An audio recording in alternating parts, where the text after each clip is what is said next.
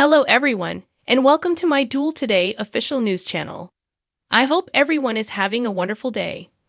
Before we begin, please hit the subscribe button and give this video a thumbs up. Paulina does not take a sip from her champagne flute, but she and Abby share a toast to the future at Paulina's. She clarifies that she has been experiencing symptoms before changing the topic to avoid ruining New Year's Eve. Nicole and EJ share a kiss in front of the TV fireworks at home while holding champagne flutes. He raises a glass to his stunning wife, who slyly muses over their next course of action. EJ quips slyly, "A lot can happen in an hour and 50 minutes, with Holly absent till 2. Brady pouts at the bistro while Theresa and Alex make out in the rain of confetti. Tate discovers Holly seizing and foaming at the mouth on the ground outside, which makes him panic. A police officer shines a light on him as he grabs for her baggie of pills. While the officer tends to Holly, Tate discreetly stashes the tablets. Brady interrupts Theresa and Alex's makeout session as they prepare to leave the bistro because he can't find Tate. He is not visible to them. Tate texts Brady at the loading dock, asking for assistance while he looks for his son. Brady takes off running. Nicole and EJ cuddle up in bed together after having sex. Nicole is glad to be herself again, and he is glad to have her back. By telling Marlena how she felt, she was able to ease her pain and find gratitude for the two things she does have, Holly and him. EJ has a feeling that this year will be fantastic for them. Stefan congratulates a newly engaged couple and thanks everyone at the bistro for coming. The sirens of emergency vehicles cut in during his remarks. Ava dashes to the cargo dock to loudly proclaim that Holly overdosed. Where is Tate? Theresa wonders in a panic. On the loading dock, people congregate while paramedics attend to Holly. Brady runs to a stunned Tate, who tells his father what's going on. Brady gives his son a hug and tells him everything will be well. Tate takes out the baggie and replies, "What happened before Holly overdosed?" to Brady. "I'll take those," the officer replies. When Rafe and Harris arrive, they confront Tate about the tablets. Rafe calls Nicole, stunned to hear their Hollies. Aide fetches Paulina some tea and honey at the flat and then presses her for further information. She informs him of the biopsy results from the bump on her neck and the diagnosis of hypothyroidism. Most likely, she will receive the results tomorrow. She shakily claims she can battle cancer, if that's what it is. Aide grasps her hand. "Obviously, you will." Following the doc's clearance, Harris confronts Ava. When Harris gives her the runaround for bringing narcotics to the party, Stefan steps in. Harris lashes out at Stefan. The proprietors of the eatery maintain that they have no knowledge of or observation of drug trafficking in Salem. Harris stalks out of the room. After learning that Holly is receiving treatment in the trauma room, Tate and Brady dash out of the hospital elevator. Brady sits beside his terrified son. "Aren't I in a lot of trouble?" Tate asks his father. When Nicole hears from Brady that Holly is experiencing trauma, she bolts from the elevator and speeds off. When Holly's vitals falter in a hospital room, Tripp performs chest compressions. Nicole rushes in while a nurse prepares defibrillator paddles. She is led out by the nurse. Later, Tripp reports to a distraught Nicole that Holly is stable but unconscious. Her ventilator is in use. Theresa arrives at the hospital with Alex and Tao and gives Tate a hug. Theresa asks him whether he's okay, and he snaps, since he obviously isn't.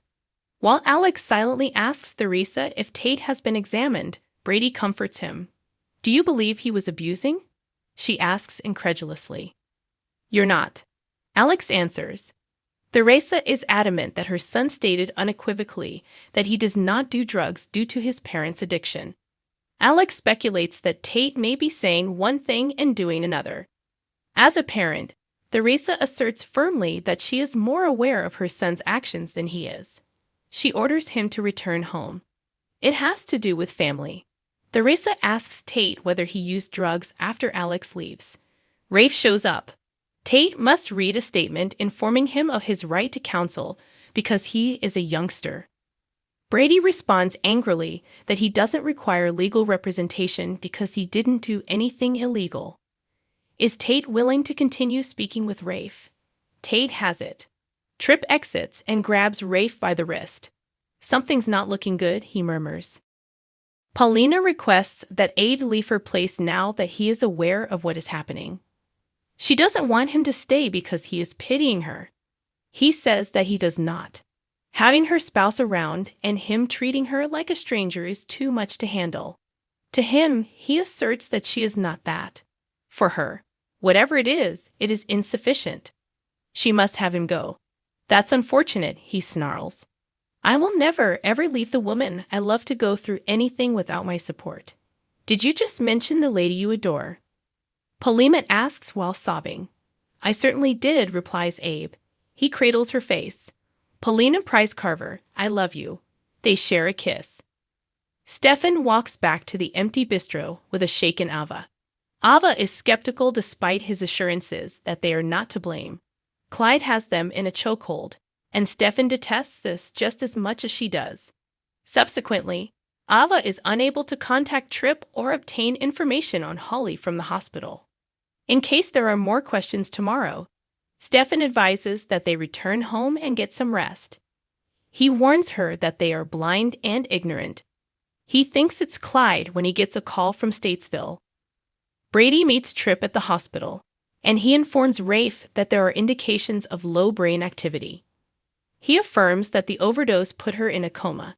Brady interrupts, and Tripp informs him that he can't talk to him about Holly's case, but that she's receiving the best care available. Rafe comes back to interview Tate after Tripp has left. The teenager tells it all, including revealing that Holly was the one who took the pills. What the hell were they? Exclaims EJ as he walks in. My stepdaughter abstains from drug use. Nicole walks inside Holly's room and wipes away her tears. Holly lies still wearing her party dress, hooked up to a ventilator and with her eyes closed. Nicole sways to the tune of Hush, Little Baby, as she sits by her side. She starts crying. Maggie gave a speech to greet the family at their house. Since Victor's passing, I am aware that there has been a great deal of strain and tension. However, even though we are not related by blood, we are all family. And as we enter the new year, I hope that we can agree to set aside all of our disagreements and work through them together, Maggie stated. Theresa offered to take the baby so Sarah could get some rest while Victoria fussed. That's extremely nice, but not at all, Sarah remarked. I think she just needs her mommy.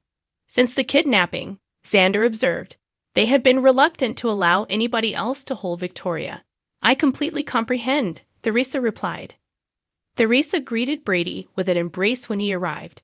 Theresa expressed her sadness to Brady about Kristen's refusal to allow Brady to see Rachel. That is really inhumane, Theresa remarked. Theresa was happy that she and Brady had never kept their kid apart for the holidays, despite their arguments over the years. Me too, Brady said in a whisper. Thanks for watching if you like this video. So please don't forget to subscribe my channel and don't miss any update.